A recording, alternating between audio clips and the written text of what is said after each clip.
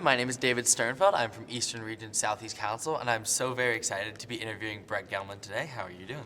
I'm doing great. It's great to be here. Awesome. Well, we're going to jump into some questions and see what we can do. Yeah, let's do it. In your involvement with various shows such as Fleabag, Stranger Things, and Lyle Lyle Crocodile, how do you go about choosing projects, and what factors influence your decision when considering a new role? It depends on just all the elements coming together. It's basically, do I like the script? Do I like the role? Do I most likely believe in the people who are making it, But all three of those had like somewhat different circumstances. When I joined Stranger Things, I was already a fan. So that was like a dream coming true. And then Fleabag happened really fast. And it was a little bit of a roll of the dice because I was asked on a Wednesday to consider doing the show. And my first day of shooting in London was on Tuesday. Oh, wow. The following Tuesday. And that, I was given the pilot and I was given the scripts, and I was, it was clear that Phoebe was a genius too. And so it's, it always is, I'm pretty choosy now, wasn't always. Right. But sometimes I'll choose a project because, it's a good business move, If it's if there's some sort of project that I'm like, well, it's maybe not going to be the best, but everybody might see it. And I'm talking about a movie. I could never do a TV or a play in this way because it's such a long commitment. But with a film, sometimes you do it so that you have more influence to be able to get more artistic things made. So it can go into that too. And also money. But money's never a deciding factor on me. It's always the material. So, like you mentioned, you have done theater in your past, and you've also ventured into comedy specials. How do you believe that comedy can play a role in sparking important conversations that challenge perspectives or foster change between people? The filmmaker John Waters once said that all comedy is a political act because it changes your state of being. Making someone laugh is changing their normal mode. He said it way better than I did just now. And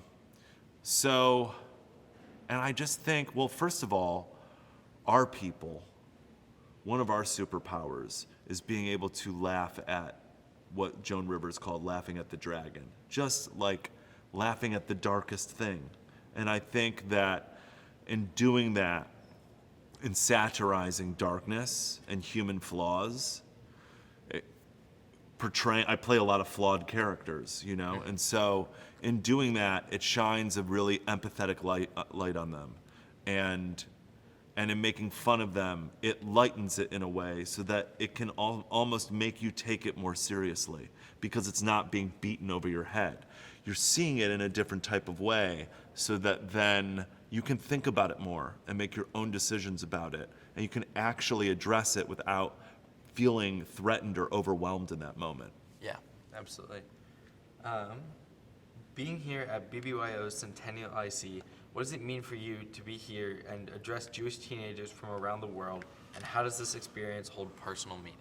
Oh my God, this is the personal meaning with that? It's the best. I mean, to see so many young Jews celebrating themselves, it's such an act of pure confidence and pure self-love that everybody is here.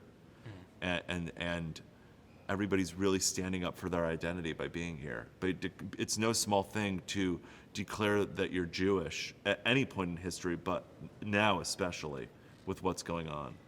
And to see people your age and younger here when so much of your generation that is not Jewish in this country is a part of the problem. And what you're up against is so extreme because you social media in a way. It's like such more of an intrinsic part of your lives than it is mine because I lived, for a while before I experienced it, not that I'm not also addicted, but to see you get a break from that like nightmarish mirage, and to see everybody get to be around each other and experience each other and experience like in-person solidarity like that it just means the most to me. And it's like, it's a cliche thing to say, but it's like, I'm looking at the future. I'm looking at the possibility in this very dark moment of how to turn this around and make it maybe the brightest moment that we've ever experienced as a people, at least in a very long time. Right. Absolutely. I'm like witnessing incredible courage. And I think that our people need that more than anything, because part of the reason we're here is because of a lack of courage as well. Right. That we let this like propaganda seep into our universities and our social justice groups and social media, and we didn't like really stand up to it and like really take it seriously then. We just decided to not deal with it, and then it built and built and built, and it exploded.